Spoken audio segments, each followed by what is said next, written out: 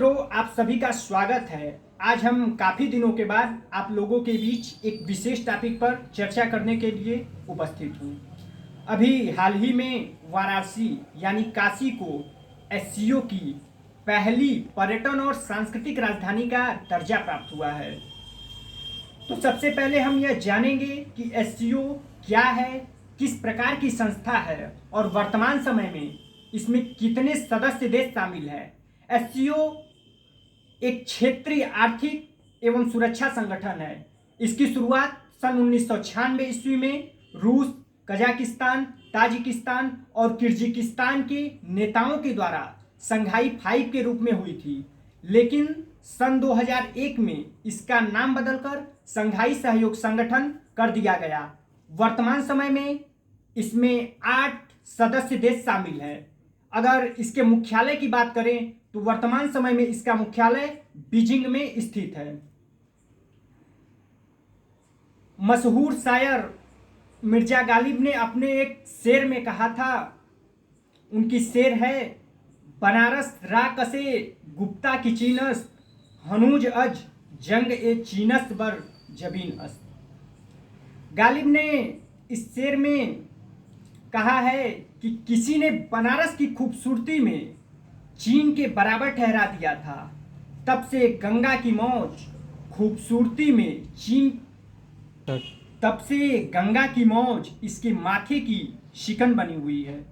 गालिब ने बनारस की खूबसूरती पर जब ये नज्म को लिखा था तो किसे मालूम था कि करीब 200 सालों बाद भी वही चीन जिसका जिक्र महान शायर ने किया, उसकी अगुवाई वाला अंतर्राष्ट्रीय संघाई सहयोग संगठन बनारस की खूबसूरती का इस कदर दीवाना हो जाएगा और भारत की सांस्कृतिक चेतना और मूल्यों की वाहक नगरी अपनी पहली पर्यटन और सांस्कृतिक राजधानी घोषित कर देगा।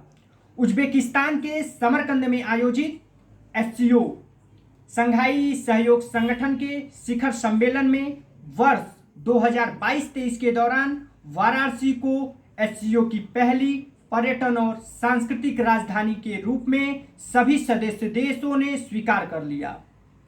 विदेश मंत्रालय के साथ साथ राज्य सरकार और स्थानीय प्रशासन ने भी इस उपलब्धि को हासिल करने में अपना महत्वपूर्ण योगदान दिया। दरअसल अगर बात करें संघाई सहयोग संगठन से जुड़े राष्ट्रों में पर्यटन और सांस्कृतिक राजधानी के रूप में काशी को नामित करने की तैयारी बहुत पहले से ही थी। इस तैयारी के दौरान स्थानीय प्रशासन द्वारा बनारस पर एक डोजियर तैयार किया गया।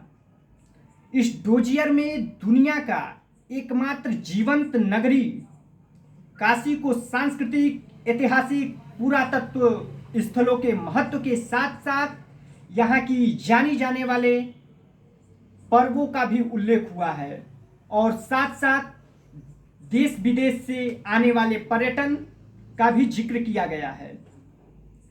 संस्कृति सभी पहलुओं को समेटते हुए स्थानीय प्रशासन ने यह जो महत्वपूर्ण डोजियर तैयार किया था, इस तैयार करने के बाद राज्य प्रशासन ने विदेश मंत्रालय को प्रेषित किया और इस डोजियर में वाराणसी के समस्त पर्यटनों स्थलों को शामिल किया गया तथा इसके साथ साथ लघु एवं कुटीर उद्योग को भी शामिल किया गया। इस पहल का सिर्फ एक ही मकसद था, पर्यटन के अंतर्राष्ट्रीय मानचित्र पर वाराणसी को एक प्रमुख केंद्र के रूप में स्थापित करना। इस डोजियर को जब संघाई सहयोग संगठन भेजा गया तो संगठन के साथ साथ काशी का पहला आधिकारिक परिचय था।